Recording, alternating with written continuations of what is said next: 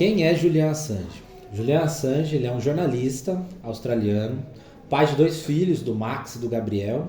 Tem menos de 5 anos os 2 filhos, casado com Stella Morris, também, que é uma advogada, também é uma das advogadas dele, e uma das grandes defensoras internacionais, uma figura pública que defende o seu marido e o direito do pai, né, poder ver as crianças almoçar em paz junto na casa deles um dia. Então, ele é um jornalista muito renomado internacionalmente, premiado, e em 2006 ele criou uma plataforma chamada Wikileaks.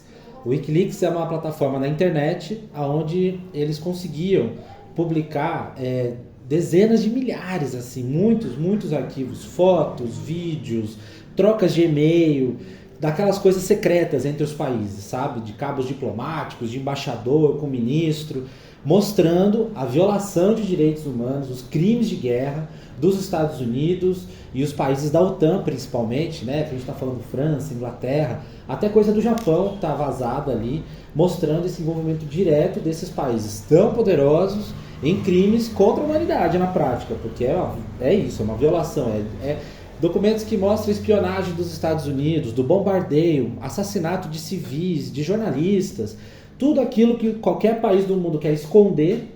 O Julian Assange, como um bom jornalista investigativo, ele teve acesso a esses materiais e junto com mais um montão de gente. Ele é o criador do Wikileaks, mas muita gente trabalha em conjunto divulgando esse material todo. Inclusive, é tão sério esse trabalho que os principais jornais do mundo, esses aí quando a gente vê na televisão, mostrando o New York Times, The Guardian, Der Spiegel, esses grandes jornais, eles participam de maneira associada ao Wikileaks. Quando o Wikileaks revela, né, tem um material muito importante de interesse público, né, que é saber então o que os governos fazem, né, com dinheiro público, esses grandes jornais, eles associados ao Wikileaks divulgam, fazem a mesma notícia no mesmo dia publicando esses materiais, mostrando então a seriedade do trabalho e exatamente por isso o tamanho que esses inimigos do Assange, que são países poderosos que querem esconder a sujeira, o genocídio, o massacre, a soberania de muitos países mundo afora, em todo canto do globo, quer esconder tudo isso, e o Julian Assange, como um bom jornalista, divulgou tudo isso. Então, por isso que ele sofre essa perseguição, essa é a importância desse caso, a gente defender exatamente o exercício do bom jornalismo, né? É isso. Agora, a gente entrando um pouco sobre o caso de maneira geral, né? Por que esse caso a gente tem que ficar atento? Ele é cheio de complexidades, não é simples de entender, porque, como eu comentei, desde 2006 existe o Wikileaks, e desde então vem sofrendo, né, os Estados Unidos, nos bastidores inicialmente, depois de maneira mais pública, em 2010, revela para o mundo que havia sido então instalada uma investigação contra o Wikileaks. Exatamente por conta disso tudo, esses materiais sensíveis que eles chamam, sendo divulgados. Os Estados Unidos perseguem o Assange, né, com 18 acusações, a maioria delas baseada numa lei de espionagem. Então, o que é importante entender disso? Parece um grande juridiquês, essa coisa de advogado falar isso, só que na prática os Estados Unidos está dizendo que o Assange não fez um trabalho de jornalista, ele fez um trabalho de espião. E com isso acaba invertendo a lógica. O trabalho do Assange ele acaba sendo criminalizado.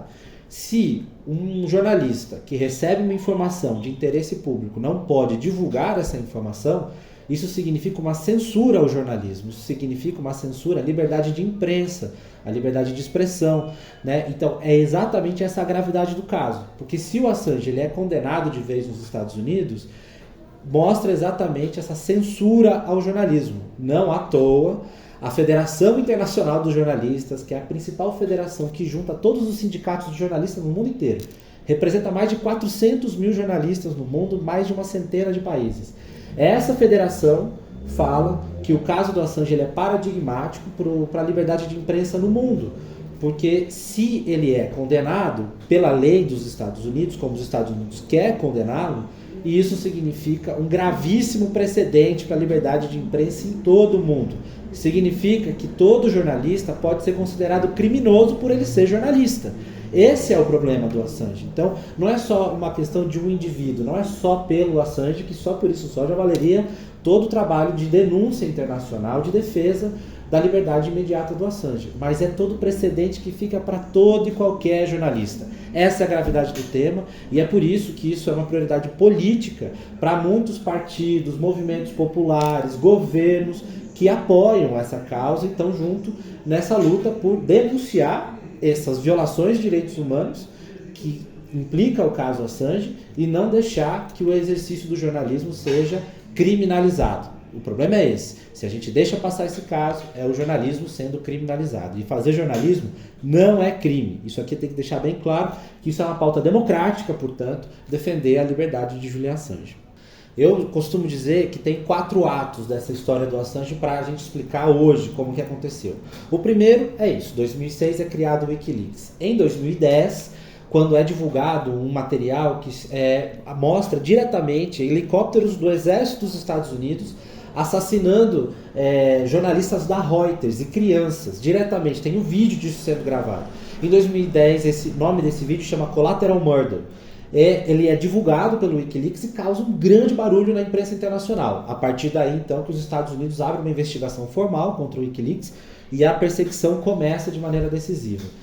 Em 2012, o Assange, então, ele recebe o asilo do governo do Equador e vai para a Embaixada do Equador em Londres ficar exilado, protegido, porque, do contrário, ele estava já sofrendo toda essa perseguição já política, né, através dos Estados Unidos operando nos bastidores para a prisão dele. E aí, em 2019, ele, por conta de uma traição no governo do Equador, uma reviravolta na política do Equador, em troca de um acordo do FMI para receber dinheiro, o então presidente do Equador na época, Lenín Moreno, troca o Assange por um empréstimo do FMI. E aí, então, o Assange ele é preso pela polícia britânica, pela polícia inglesa, que até hoje, então, isso foi em 2019, 11 de abril de 2019, as autoridades britânicas, da polícia britânica, prendem o Assange na saída ali da Embaixada do Equador em Londres, e faz 4 anos, então, agora no dia 11 de abril de 2023, vai cumprir 4 anos dessa prisão política do Assange, numa prisão de segurança máxima em Belmarsh.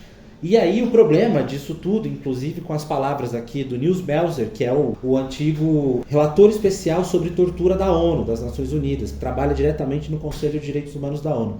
Ele fala que o Assange, durante todo esse tempo, desde a Embaixada da Inglaterra, ou seja, desde 2012, então a gente está falando aqui de mais de 10 anos, o Assange ele sofre uma tortura psicológica sistemática dos Estados Unidos, que é quem quer ele preso, do próprio Equador, que fez essa moeda de troca, a própria Suécia, que também fez um tempo atrás, no meio desse processo todo, uma falsa acusação de assédio sexual do Assange lá na Suécia, totalmente furada essa história, mas aquilo serviu de pretexto para também ser parte dessa tortura psicológica. E, por fim, um quarto país que também é responsável por essa tortura psicológica é a própria Inglaterra, que se prestou, então, a ser esse capacho dos Estados Unidos por conta das ordens de Washington, dos Estados Unidos, aceitou, então, prender o Assange e mantê-lo em cárcere, né, na prisão, por esses 4 anos ali na Inglaterra, como ele segue hoje. Então, essa é a atualidade do caso, né, do ponto de vista da prisão dele. E é exatamente uma avaliação, né, da própria família, do próprio grupo do Wikileaks, de todo mundo que se mobiliza internacionalmente. Aqui eu estou dizendo da Repórteres Sem Fronteiras, da Assembleia Internacional dos Povos, da Anistia Internacional, todo mundo que acompanha de perto todo esse caso tem uma perspectiva visível, que não é mais um caso jurídico, não é uma coisa que vai se resolver na justiça, porque a justiça nunca foi feita durante todo esse tempo. É um caso político, por isso que a gente afirma que ele é um preso político, o Assange ele é um preso político. Então, nessa condição, a importância, olhando para toda essa realidade da linha do tempo, é a importância de existir uma pressão política pela liberdade do Assange. Por isso existe hoje dezenas de ex-presidentes e atuais presidentes do mundo inteiro apoiando a liberdade do Assange e falando, né, exatamente isso. É um gravíssimo precedente para a liberdade de imprensa no mundo inteiro, para todo e qualquer jornalista, se o Assange ele é condenado. Então, não só presidentes, mas parlamentares, lideranças de movimentos populares, né, também de partidos políticos. Então tem assim, muita gente denunciando esse caso. E é através dessa pressão política, de visibilizar o absurdo do caso, que a gente espera, então, e vai conseguir libertar o Assange. É dessa forma que a gente percebe, então, assim como em outros casos, como, por exemplo, a gente sabe qual foi toda a luta pela libertação dos 5 prisioneiros cubanos, por exemplo, tempos atrás, na história da geopolítica, né, já de bastante tempo atrás, mas como foi exatamente a pressão política internacional denunciando o caso, a solidariedade internacional que permitiu criar condições de grande pressão política para a liberdade dos 5 cubanos. E eles foram libertos, eles foram soltos, né? Voltaram para Cuba, voltaram para sua pátria. Isso só para citar um exemplo. Então é através da pressão política que esse caso vai se resolver e visibilizando, denunciando todo esse absurdo de que o caso todo implica, que a gente também vai construindo articulações, se articulando, aproximando de outras pessoas influentes, de mais e mais organizações influentes na política internacional, para criar um grande grupo de defesa internacional do Assange, como hoje já existe, né?